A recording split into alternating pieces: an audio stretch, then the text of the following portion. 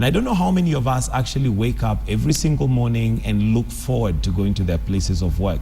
It's unfortunate that many of us may not be in that category. If you are, then you are privileged. But today we'd like to talk about passion. Some of us are stuck where we are because it brings income, and you think, well, I love to do ABC, but will it put food on my table? That's what we'd like to look at this morning. And we'll also give you an opportunity to ask our guest this morning some questions if maybe you're one of those who are wondering, okay, I have a passion, but I don't know how to make it pay my bills or how to follow it through so that I live a fulfilled and an enjoyable life. And joining me in the studio is Chris Muredi. Welcome. Thank you. Good to have you, Chris. Thank you. He's the CEO of Premier Group. But before we go to Premier Group, Chris, tell me a little bit about yourself.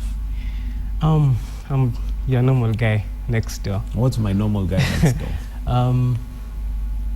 Well, where were you born? Where did you grow up? I grew up in Eastlands, a tough neighborhood where we have multiple governments. We have the national government, the county government, and another different type of government. Group. Yes, who even levy taxes. Yes, but those who live there really know the impact of the government.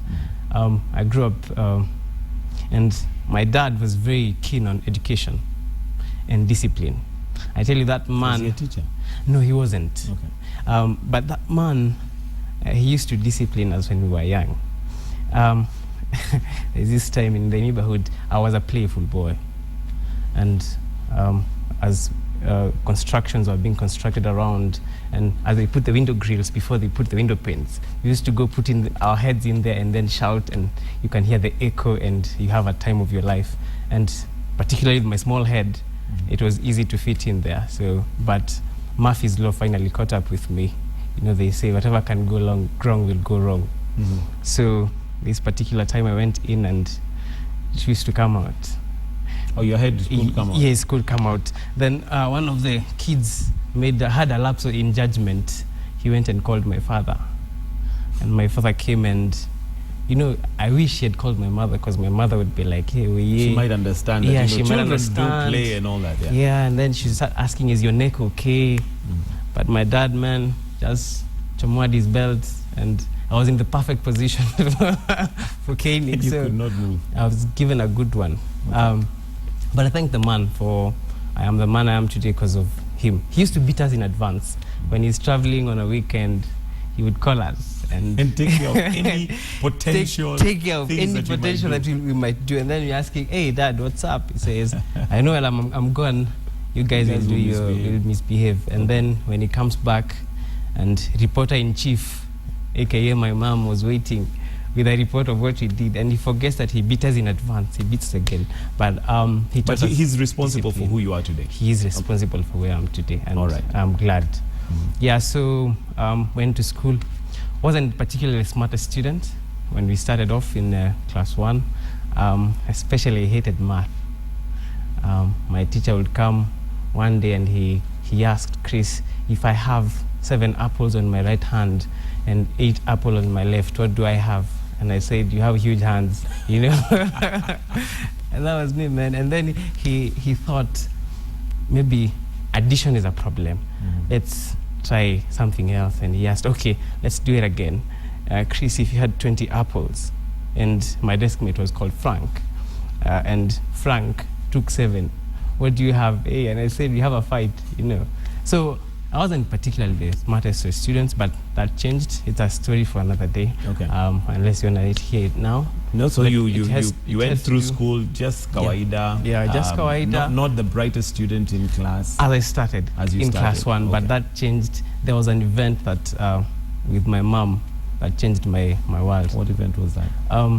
In class 1, I used whenever the report was out, I used to check my position from the bottom, because it was easier to find my name from the bottom. Say, why waste time looking from the top? And yeah, in a class of 40, I was languishing at 36. It was kind of a permanent position for me for class 1. And I had to repeat, or rather that's what the principal said. But this particular day I went home with my report card, and I gave it to my mom, and she just shook her head And just to break the ice, I told her, Mom, don't worry. I mean, I'm position 36. At least I'm top 100. But of course, she said top 100 in a class of 40. She missed a joke. But so we went back to school with my mom, and we walked into the principal's office. We stormed in there. She was dragging me along, and she said something that shocked me. What is that? She told the principal that my son is not going to repeat because he's not stupid. It's either he's in the wrong system or he has the wrong people, but he's not stupid. She had that much confidence. She had that much confidence, and I can assure you, I was just as shocked as the principal was, because I was wondering, who is she talking about? You know, that can't be me. So after that, I went home and I was like, Mom, who are you talking about? So we went home and I told her, it's already hard enough for me in class 1 and you want me to go to class 2. I had no problem, by the way, going to repeating class 1. And that was the first time I saw my mom cry, because I told her, I can't hack it in class 2. And she took a sleeper, a red sleeper. You know, when we were kids, it was deemed more painful to be spanked with a red sleeper than it was a green one or a blue one. So she took a red sleeper and a Bible. And she gave me my favorite verse to date in Philippians, that I can do all things through Christ who strengthens me. Philippians 4:13. Philippians 4:13, which is my favorite verse. And in my house, I have put it somewhere, and I read it every day, because that verse changed my life. I had a brain transplant. No wonder I'm very passionate about the subject of transformation. And that's what my company is all about. It's all about change and transformation. Before we get there, how did that incident change your life? You said that that's what transformed. That's what transformed, because my mom made me read that verse until I was crying myself. Because you can read until it's painful. And then the fact that I saw my mother cry, and I love my mom, I can assure you, as my dad as well. And I promised her that I will never make her cry again. That was my turning point.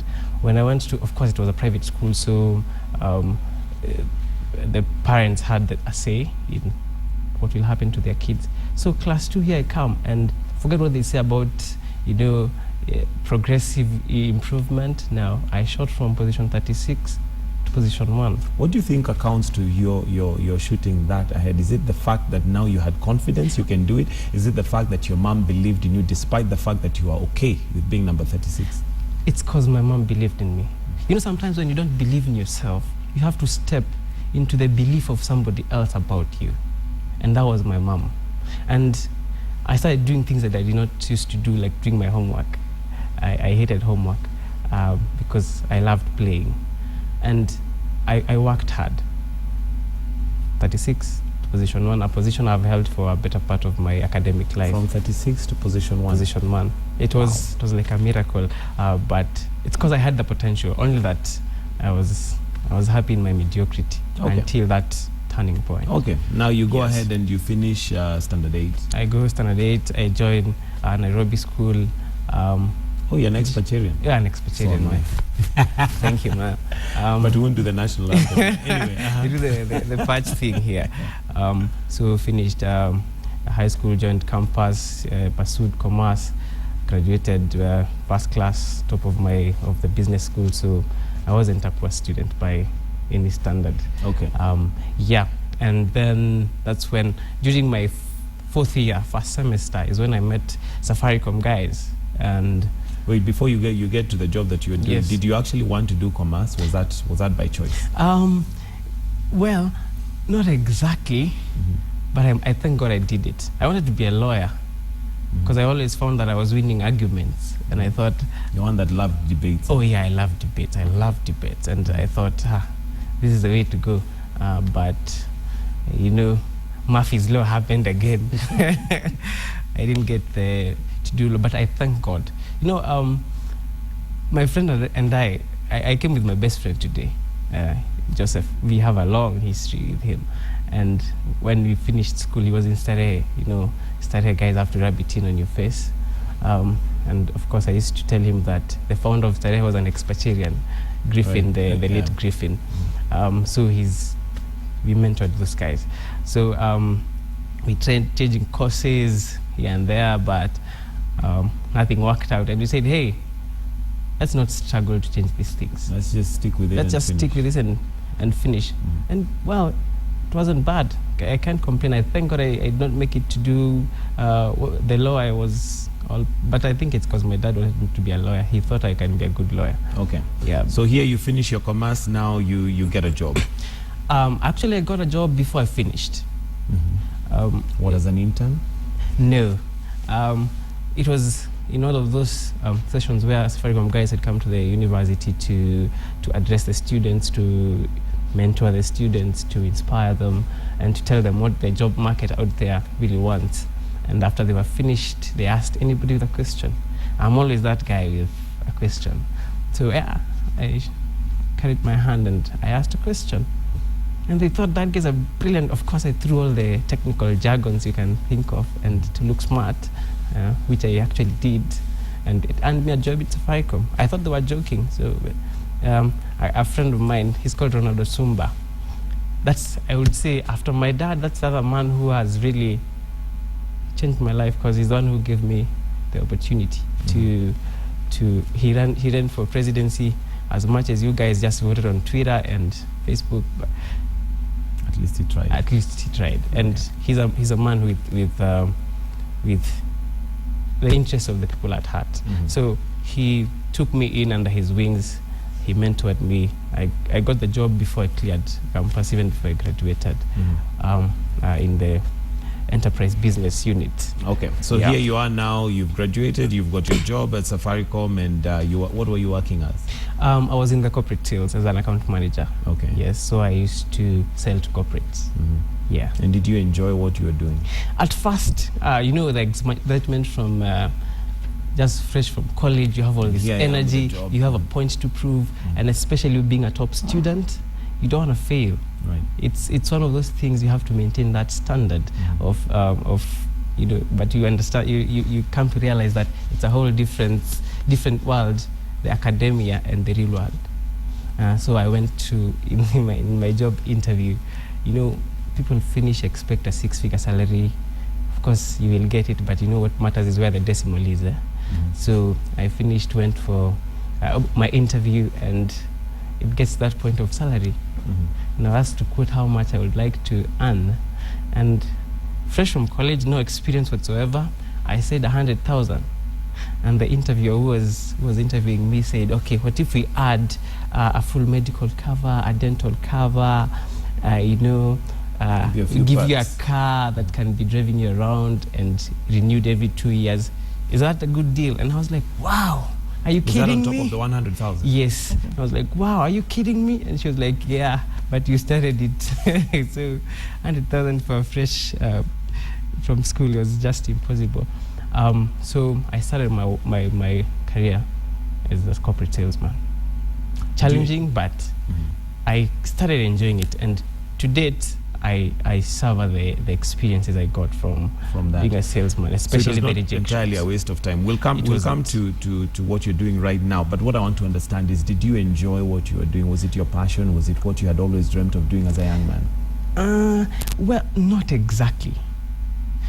You see, I always dreamt of working for Safaricom. As in, I woke up every day, and I used to tell my mom, I'll be the next CEO after Michael Joseph. Okay, I didn't know that he would retire that soon, but that was my ambition. And when I got the job, I called my mom. I was like, these guys have offered me a job. I don't know if they're joking, but we'll confirm that. He said, but you have always been saying you want to work for Safaricom. It's like your dream has come true. So I loved the brand. But when I got in, of course, you have, as I said, you have a point to prove. Being one of the youngest in the department by that time, and after I performed very well in the beginning, but after a while I didn't love that job. I started finding it hard to wake up in the morning. Sometimes I would be called and I'd say I'm seeing a client somewhere, but I know I'm in bed, you know. Thank God they never had GPS trackers. Otherwise, at that time, you would have been caught. Yeah, it became difficult. Fine. Now you reach a point where you feel, okay, I am excited. The excitement dies down. You have a job as a young man, straight from college. I'm sure many would envy you and think, wow, that's brilliant. But you get to a point where now you feel, I don't enjoy this anymore. What did you do after that? Oh yeah, so I talked to a few friends within the corporate, and I was telling them, I need to move to a specific department. I need to move there because I feel my passions are there. It happened that I was chairing a committee that dealt with people, and I love engaging with people. Any day I will get late to do my things by engaging with people, because I love talking. That's basically what I love doing. I can do that all day and all night as well. So I asked them to move me to this department. You know, it's not as easy as it sounds, right, just to be moved anyhow. So it got to a point I had to make a decision. Either enjoy the security, because I can tell you Safaricom we had all the nice packages. I couldn't complain about that. If it's about employee welfare, there was nothing to complain about. It was the perfect job if it's what you like, but for me it wasn't. And yeah, I had to make the big decision, to make the big jump. So at that point, had you admitted to yourself, because I think that's probably where it begins, had you admitted to yourself what your passion is? Because you've said you love talking, but if you're sitting there and I'm thinking, okay, I love talking, how's that going to put bread on the table? By talking is not just making noise or talking because you have to say something. I love inspiring people, and after work I used to develop myself. After 5 I used to grow in my downtime, so I would go to schools, churches, and just talk to the people, and I inspire them. And my turning point was when I was invited to a boot camp in Limuru, and it was a 20-minute speech.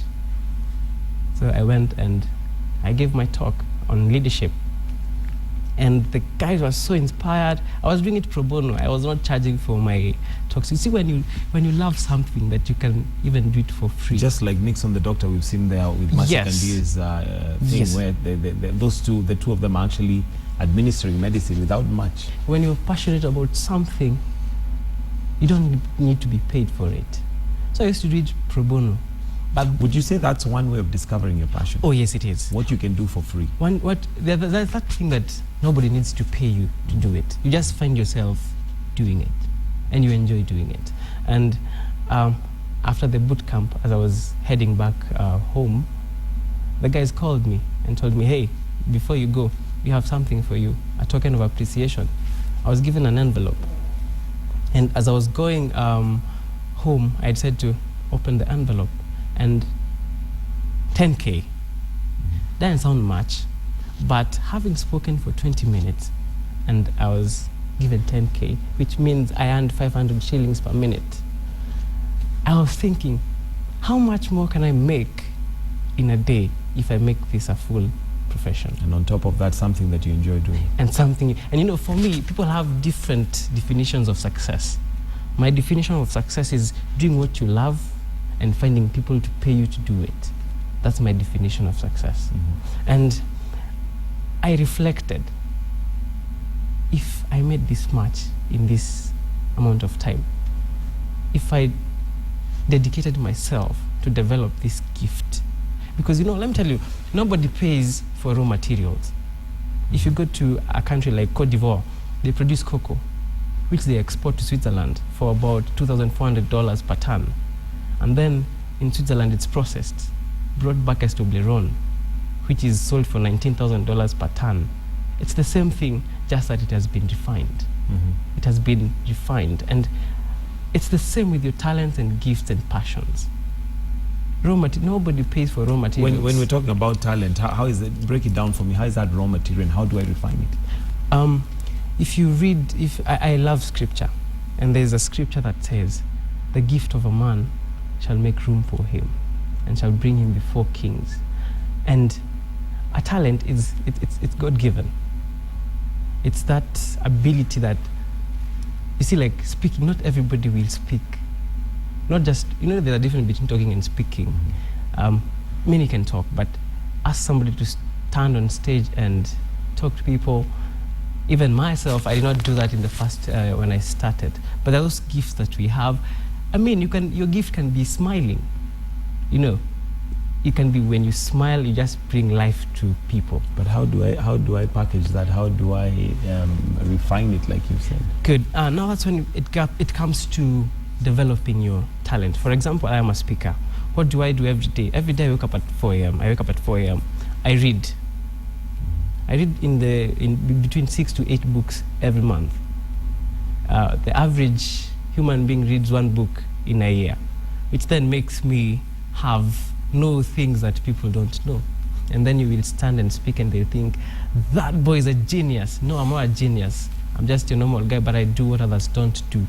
And you took time to invest in yourself. I invest. You know, I was talking to a group of in Strathmore, I think 2 weeks ago, and I was telling them I spend more money on books than I spend on my clothes and food every month. I spend more. I'm like ladies and shoes, like how they walk and see shoes and they're like, oh, they're in debt, but they still can't leave the shoe. I'm like that with books. And Ronnie once told me that, show me the books you read and the friends you keep, and I'll tell you where you will be in 5 years. And it's true, because all the knowledge that we seek and the answers that we seek, they're either with people or in books. Okay. There are people who really want to develop their gift and their talent, whichever way you look at it. How does one actually discover this is a passion? Not because, you see, I may look at my Uncle John, who has a very big car and maybe he's a doctor, and I think, wow, I'd love to be like Uncle John. But maybe medicine is not my thing. How do I actually discover my passion before I even start developing it to make money out of it? Okay, there are different ways to discover your passions. First, as we said, there are those things that you're willing to do that just come naturally to you. You can do it for free. For me speaking, I could even pay you to listen to me because I so believed in my speaking capabilities. So the other thing is, there are things that make you angry.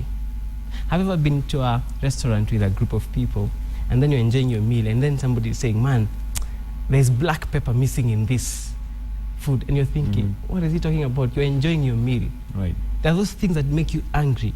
You go to and you find some, and you're always saying, somebody should do something about this thing. That person is you. You're only sleeping on it. So those are some of the cues that you can see, this thing that just makes me angry. And it could be your passion. That thing that you want to change. It could be the thing that you're passionate about. So if you can then harness that and set a program to develop it, because everything, I can assure you, it has to go through a process of development. Okay. Now, maybe your advice to parents, because they're probably one of the most instrumental people in children's life. You mentioned your mom was your turning point when she believed in you.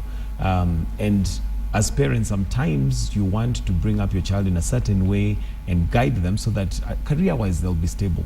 And you may ignore their passion. How does a parent develop their child's passion and at the same time guide them in their future?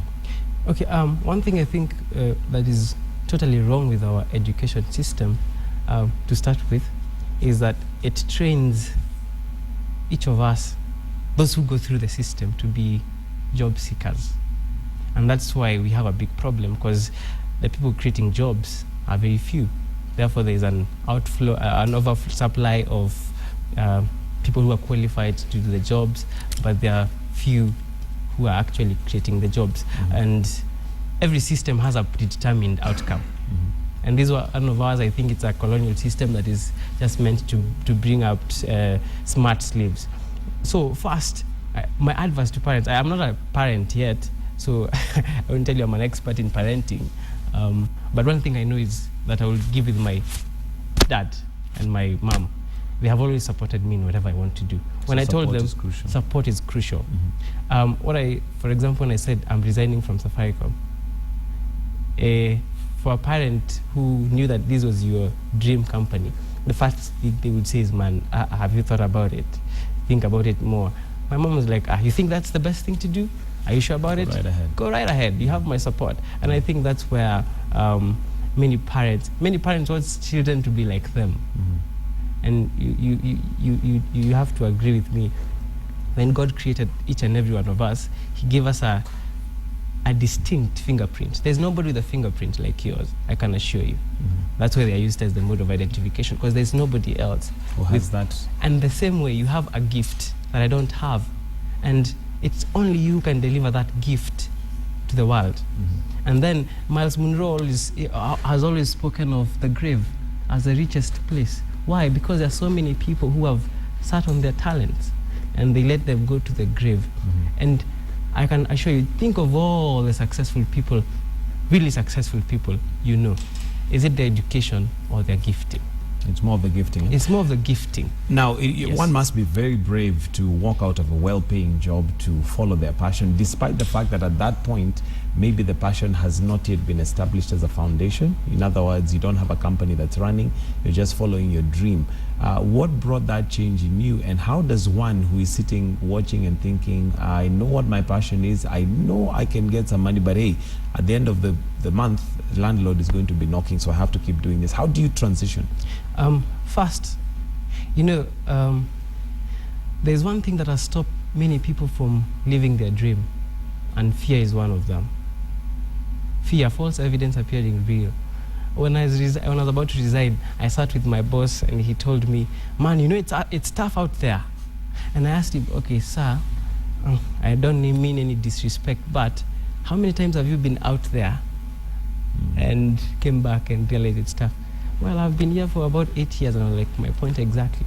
You see, when you seek for counsel, don't seek for counsel from somebody who has not had the experience. If you want to know the road ahead, ask those who are coming back from it.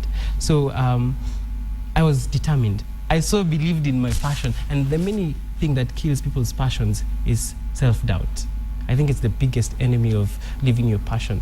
You know you can do something, but you don't believe you're qualified enough to and that's why many people sell themselves short. So I had to, it's a decision I made. I didn't care what it's gonna happen. There's this guy who was captured.